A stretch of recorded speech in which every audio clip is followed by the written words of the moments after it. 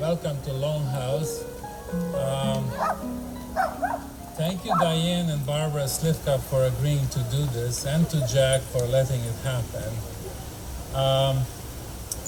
You all know your dogs, so if you feel that the dog is restless and a little bit antsy and can't take it, you can take it for a stroll around here.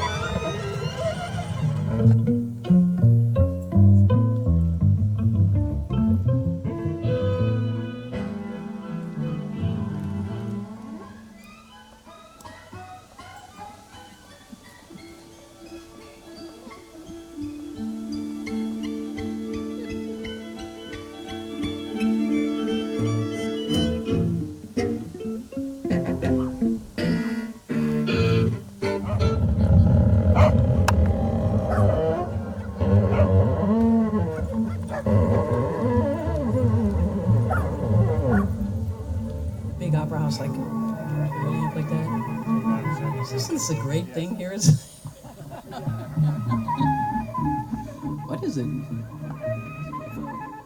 And we thought a few hundred dogs would come. Thousands and thousands of dogs showed up in Sydney.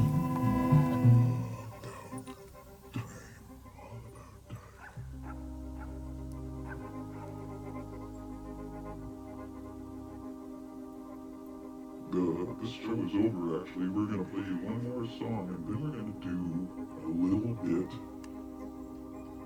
hopefully a lot of barking, but not quite yet, so I know you know how to rile up your dog.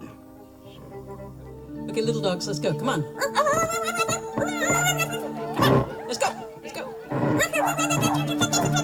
Okay, this is the moment. Woo! Okay, mediums, come on in. Hey, come on.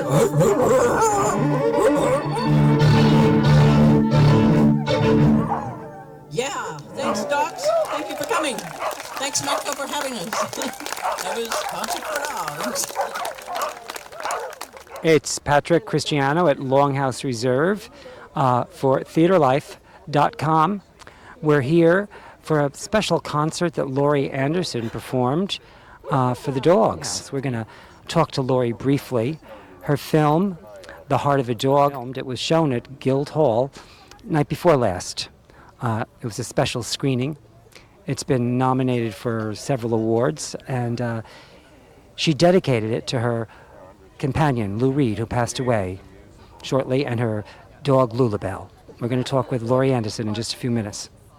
So I'm here with Laurie Anderson. She just finished her concert here at Longhouse Reserve for the dogs.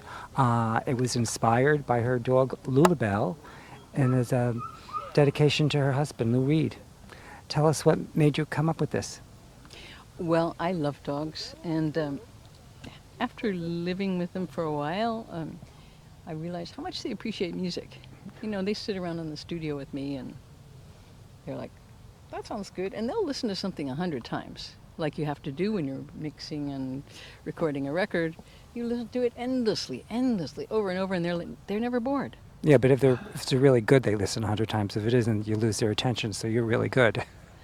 I don't know if they know the difference. I think they do. Do you? Yes. All right, you've got a lot of confidence in them. No, because I'm an actor too, and when I perform, if it's not any good, they don't pay attention. No kidding. No kidding. Okay. Yeah, but tell us about the film. What do they, is it like that they don't believe your character? Yeah, or when it isn't when you're immersed. like pretending and not real. Yeah, exactly. You got it. Okay. So they help me a lot in that regard. They're your coaches.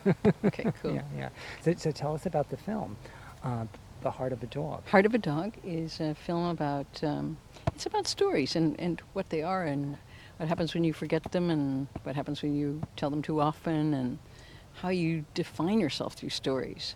And the fact that the world is kind of made of language, which is something that occurs to you an awful lot during election time because, you have a lot of people, the candidates, who, it's all about language. They have their stories about how the world was and how it is now and how it could be or should be, and you vote for the person whose story you like the best. Does it match the so-called real world? Well, it's hard to say. I never thought of it like that. It's really fascinating. It's all stories. What do you think of the stories we're getting? Well, they don't match my picture of the world. They really don't. None of them do. So, I don't know. Who should we vote for? Well, do you want me to say who I think we should vote for? No. No, we're going to keep politics out of this. Even though politics is, in it. But I haven't seen your film yet, and I'm really sorry I couldn't make it. Oh, check But it out. I can't wait to. You said it's about 70 minutes, and I read someplace online today that it said, you said, and correct me if I'm wrong, that it was really about life and death. It is. It's about love and happiness and death. And I get to quote my teacher, Mingyur Rinpoche, in it, who says, you should practice how to feel sad without being sad. Now, that's not that easy to do, to feel sad without being sad. Because the thing is, there are lots of sad things in the world. And if you pretend they're not there, you're an idiot. They'll come and find you. So his idea is accept them, but don't become them. Don't become sad. Do not become sad. His idea is that we're here to have a very, very, very good time. I was watching a film today on DVD, and it was I can't remember what it is. Avatar? Is it Avatar? Could be. Where they talk about exactly this, Do where they don't let sadness in, and they're teaching the child how to be joyful, but also to acknowledge sadness, because sadness really is the teacher. Yeah. And couldn't agree more. If you just if you deny it, you get all You get messed up. exactly. Yeah, because it's around, but that doesn't mean you have to be sad. Right. So It's even better to just accept it and then just go on and have a really good time. well, we had a really good time today. Yeah, so did I. Thank you for taking a few minutes to You're chat with welcome. us.